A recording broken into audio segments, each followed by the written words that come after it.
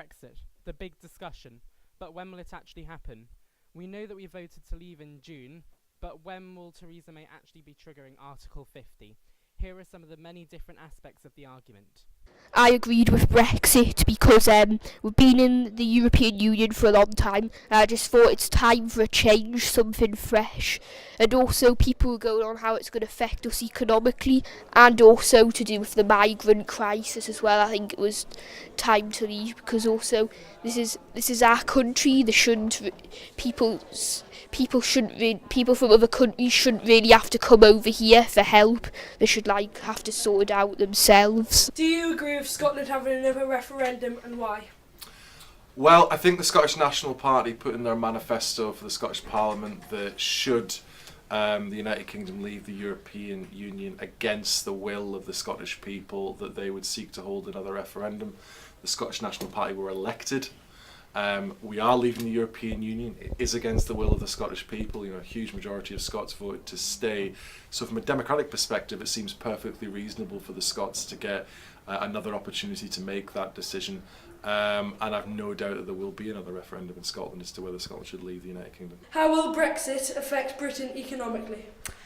It's going to have a major impact on Britain, particularly from a trading point of view.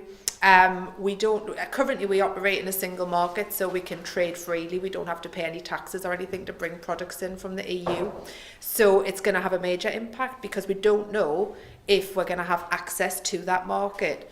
And the UK exports the greatest amount of products to the EU, and we import the greatest amount of products from the EU. So therefore, if we're not part of this single market where we can get all of this free trade, then products are going to become either scarce or massively increased in price. We have heard from Mrs. Snowdon about the economy and how leaving the EU will affect our economy, whether we will go up or down. We all have also heard from Mr. Brash about the Scottish second referendum, whether they will leave or stay in the EU. How will Brexit affect our age group as well as our future? Well, it's difficult to say at this stage because obviously we don't know the full details of what leaving will mean at this stage. But what we do know is that it will affect our membership in the European Union. So things like going abroad to university, if that's what you wanted to do in the future, would be more difficult. Things like holidays, going on holidays when you're older, things like that would be more expensive potentially, more difficult. You may have to get visas, things like that may be different in the future. But there's no set guarantee yet as we don't know the full terms of leaving. We have heard about many different opinions from our teachers and students about Brexit.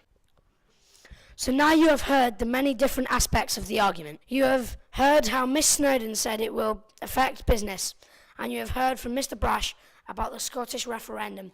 But Britain has decided to leave, so it is now up to the government to control what happens. Thank you for listening to our BBC School Report.